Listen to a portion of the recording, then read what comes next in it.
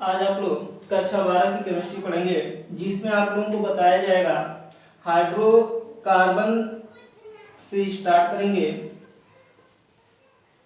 Hydro जो है carbon, देखिए ध्यान दीजिए, इसके पहले वाले वीडियो में आप लोगों को बताया जा चुका है हाइड्रोकार्बन के बारे में, और इससे संबंधित जो परिभाषाएं जितनी थी उन परिभाषाओं को आप लोगों को बताया जा चुका है। लेकिन आपके जो हेलो एरिन, हेलो एल्केन, ये सब जो आपके हैं उनको जो बताया जा चुका है। लेकिन इसमें कुछ आपके जो नामकरण आते हैं करने के लिए IUPAC, उस के आधार पर आप लोगों को कुछ बंद के बारे में आज बताया जाएगा। इसके बाद जो है क्रमवार जो है आप लोगों को एक एक करके जो है क्रियात्मक समूह और इसके बाद उससे संबंधित जितने भी आपके एग्जाम्पल हैं उनको हल कराए जाएंगे। तो आप लोग थोड़ा सा जान लीजिए कि हाइड्रोकार्बन क्या होता है। देखिए हाइड्रोकार्बन दो शब्दों से मिलकर बना है। देखिए हाइड्रोकार्बन दो शब्दों से मिलकर बना है। एक आपका जो है हाइड्रोजन प्लस आपका जो है कार्बन। जब ये दोनों का संयोग होता है तो यह आपका बनता है हाइड्रोकार्बन। हाइड्रोजन का अर्थ होता है, हाइड्रोजन को प्रदर्शित करते हैं H के द्वारा और कार्बन को C के द्वारा, अर्थात इनके द्वारा जो बने हुए यौगिक होते हैं वही आपके कहलाते हैं हाइड्रोकार्बन कहलाते हैं। तो यहाँ पर देखिए, जैसे एक एग्जांपल ले लिया जाए, जैसे आपका मीथेन हो गया। मीथेन का सूत्र होता है आपका जो है CH4 होता है। तो यहाँ पर देखिए एक कार्बन के लिए हाइड्रोजन क्या है 2, लेकिन यह मीथेन नाम कैसे पड़ा? यह आपका मीथेन जो नाम है इसका, यह आपका जो है IUPAC जो है नामकरण है। IUPAC इसका फुल फॉर्म होता है international union pure applied and chemistry होता है। अब यह प्रश्न जो है आपके इंटरमीडिएट में पूछे जाते हैं, बहुविकल्पी प्रश्न होते हैं कि IUPAC का जो है फुल फॉर्म क्या होता है। तो आप बताएंगे international union pure applied and chemistry, ठीक है। अब यह भी पूछा जाता है कि इसका मुख्यालय कहाँ है। इसका मुख्यालय जो आपका है वह आपका जेनेवा होता है। इससे दो प्रश्न बनते हैं, जो कि दोनों प्रश्न जो है बोर्ड के लिए बहुत ही जो महत्वपूर्ण और इम्पोर्टेंट होते हैं। देखिए अब इसके बाद आएंगे अपने टॉपिक पर कि जैसे यह मीथेन लिया गया है, लेकिन यह आपका मीथेन का सूत्र है, लेकिन यह मीथेन कैसे बना इसके बारे में जानेंगे। इसे मार्स गैस या दलदली गैस के नाम से भी हम जानते हैं। देखिए ध्यान दीजिए, तो यहाँ पर एक कार्बन है, एक कार्बन के लिए हाइड्रोजन जो आपके हैं वह आपके कितने हैं 4 हैं, ठीक है। तो जब हाइड्रोजन की संख्या यहाँ पर 4 है तो सबसे पहले आप लोगों को नेक्स्ट आगे वाली वीडियो में बताया जा चुका है, पीछे जो बनाया गया वीडियो उसमें बताया गया था जो शब्दमूल के बारे में। शब्दमूल आपके जो होते हैं वह आपके मुख्य रूप से आप लोगों को पढ़ना है 10 के बारे में। C1 के लिए आपका मेथ होता है, C2 के लिए आपका एथ होता है, C3 के लिए आपका होता है प्रोप, C4 के लिए आपका होता है ब्यूट, C5 के लिए आपका होता है पेंट, C6 के लिए आपका होता है हेक्स, C7 के लिए आपका होता है हेप्ट, C8 के लिए होता है आपका आक्ट, C9 के लिए आपका होता है नोन और C10 के लिए होता है आपका ब्रेक।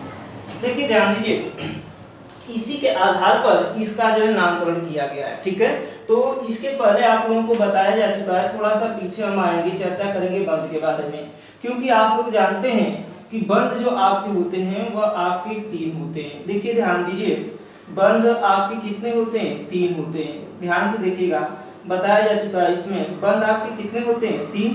पहला आपका होता है जिसे हम कहते हैं एल्केन, दूसरा आपका होता है जिसे हम कहते हैं एल्कीन, तीसरा आपका होता है जिसे हम कहते हैं एल्काइन, ठीक है। अब यहाँ देखिए एल्केन का जो सामान्य सूत्र होता है, ध्यान दीजिएगा, जो सामान्य सूत्र होता है वह आपका होता है CnH2n आपका माइनस प्लस आपका जो है 2 होता है, ठीक है।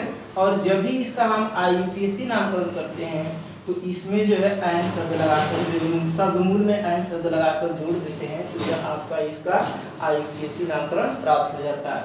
और यहाँ पर देखिए ध्यान दीजिए, और इसकी पहचान यह है कि कार्बन कार्बन के बीच यह आपके जो सिंगल एक पट पाई जब रहती है तो यह आपका जो एकल बंध कहलाता है। यह हमेशा इस तरह से जुड़ते हैं। जैसे एग्जाम्पल देख लिया जाए, जैसे कार्बन कार्बन हो गया तो यह आपका जो बांधने का कार्य करता है, एकल बंध के द्वारा ये बंधा होता है दोनों कार्बन। ठीक है, अब देखिए ध्यान दीजिए, इसका एग्जाम्पल जब हम कराएंगे तो बताया जाएगा। अब इसके बाद दूसरा एल्कीन है। एल्कीन का सामान्य सूत्र जो होता है वह आपका क्या होता है, ध्यान दीजिएगा, इसका सूत्र होता है CnH आपका 2n। ठीक है, अब इसका जब IUPAC नाम पर ज्ञात करते हैं तो इसमें इन जोड़ा जाता है और इसके बाद इसके लिए जो है इस तरह से पहचानते हैं, कार्बन कार्बन के बीच में पाए जाते हैं ये डबल बॉन्ड। अब इसके बाद देखिए ध्यान दीजिए, इसका जो सामान्य सूत्र होता है वह आपका क्या होता है, इसका सामान्य सूत्र होता है CnH आपका 2n-2 होता है। और इसका जब IUPAC नाम पर करते हैं तो उस समय शब्दमूल में आंग शब्द लगाकर जो इसका IUPAC नाम पर याद करते हैं और इसको इस तरह से पहचानते हैं क्योंकि यह दोनों कार्बन के बीच में पाए जाते हैं कहीं पर भी स्थित। ठीक है, अब यहाँ पर देखिए, अब यह मीथेन की बात कर रहे थे हम, मीथेन कैसे नाम पड़ा, ध्यान दीजिएगा। तो यहाँ पर यह कार्बन और हाइड्रोजन के द्वारा बने हुए यौगिक हैं, इसलिए इसे कहेंगे हाइड्रोकार्बन यौगिक भी कहते हैं। ठीक है, अब यहाँ पर देखिए, अब इसमें दो शब्द हैं, कार्बन है और हाइड्रोजन। तो यहाँ पर देखिए ध्यान दीजिए, कार्बन का परमाणु क्रमांक कितना होता है, आपका जानते भी हैं कि आप जानते भी हैं कि इसका कितना होता है 6।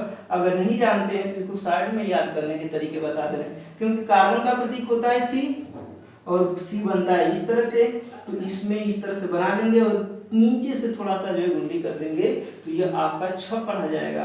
अब यह देखिए इस कार्बन का परमाणु क्रमांक कितना हो गया, 6 हो गया।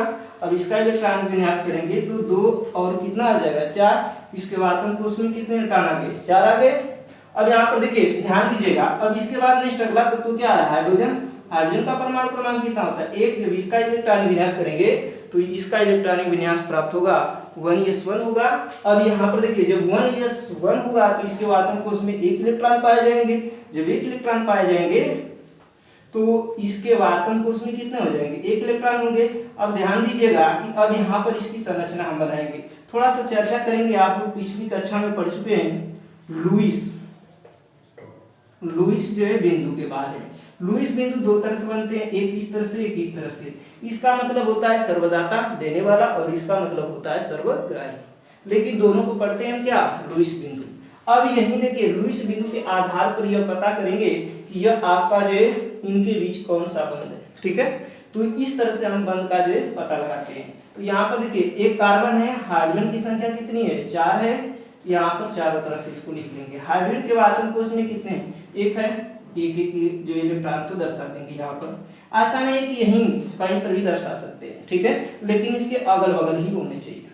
अब यहाँ देखिए कार्बन है, कार्बन के बाद हमको उसमें कितने हैं, 4 हैं। 1 2 3 4। अब यहाँ देखिए यह हमेशा जो है हाइड्रोजन जो होगा वो कार्बन से 1 इलेक्ट्रॉन लेगा। क्यों लेगा, क्योंकि हीलियम की तरह ये बनना चाहता है, इसलिए इससे 1 इलेक्ट्रॉन जो यह लेगा। ठीक है, क्यों, क्योंकि सभी लोग चाहते हैं कि हम स्वतंत्र हों। जैसे अक्रिय गैसें होती हैं वो आपकी जो है क्या है, स्वतंत्र होती हैं, क्योंकि उनका अष्टक पूरा होता है। ध्यान दीजिएगा, तो इसी तरह से यह आपके जो है कार्बन के 1 इलेक्ट्रॉन को यह ले, ध्यान दीजिए। और यह कार्बन जो होगा वो अपना अष्टक पूरा करने के लिए जब 1 यह दिया हुआ है तो 1 जो है हाइड्रोजन से दिए इलेक्ट्रॉन को लेगा। देख लीजिए, गिन लीजिए, 1 2 2 4 2 6 2 8 हो गया। अर्थात ये कितने आपस में लेन देन कर रहे हैं इलेक्ट्रॉन, 1 का। तो अर्थात इनके बीच जो इनकी संरचना बनेगी तो 1 ले रहे हैं, 1 दे रहे हैं, बराबर की साझेदारी हो रही है। तो यहाँ पर कौन सा बंध बनेगा, सहसंयोजक बंध। लेकिन इस बंध के आधार पर देखा जाए तो यह बंध जो है आपका कौन से बंध के अंतर्गत आएंगे, एकल बंध के अंतर्गत आएंगे। ठीक है, तो यहाँ पर देखिए क्योंकि बराबर की साझेदारी होगी तो वहां पर जो है सहसंयोजक बंध बनता है, लेकिन यहाँ पर जो देखा जाए बंध की दृष्टि से तो यहाँ पर एकल बंध के जो है अंतर्गत आएंगे। तो इस तरह से इसकी संरचनाएं जो है प्राप्त होगी, कोई दिक्कत। तो अब यहाँ पर देखिए इसकी संरचना यह बन गई, अर्थात इस तरह से लिखिए या इस तरह से लिखिए, ये दोनों बात एक ही है, क्योंकि यह इसका विस्तार रूप है और यह इसका छोटा रूप है। तो एक कार्बन है तो यहाँ पर शब्दमूल में पहले स्थान पर देखेंगे क्या है, मेथ है, और इसमें क्या लेंगे हम, आयन जोड़ देंगे, क्योंकि एकल बंध से यह जुड़े हुए हैं, कार्बन और हाइड्रोजन जुड़े हुए हैं। तो यहाँ पर मेथ धन एन बराबर क्या हो जाएगा, मेथिन हो गया। ध्यान दीजिएगा, तो इसका नामकरण जो होगा वो क्या बन जाएगा, मेथेन होगा। ठीक है, अब यहाँ पर देखिए ध्यान दीजिएगा कि यह मेथेन हो रहा है, लेकिन ये जो गिनती हम करते हैं जो कार्बन की लंबी श्रृंखला, क्योंकि इसी तरह से एग्जाम्पल नेक्स्ट आगे बढ़ते हुए क्रम में जो है आप लोगों को नेक्स्ट आगे बताया जाएगा, तो यह जो अंक होता है इस अंक को जो हम केमिस्ट्री के भाषा में आर्विक अंक के नाम से भी जानते हैं, अर्थात इसको हम आर्विक अंक भी कहते हैं, ठीक है। और इसकी गिनती जो होती है कार्बन की वह आर्विक अंक के द्वारा होती है, ठीक है।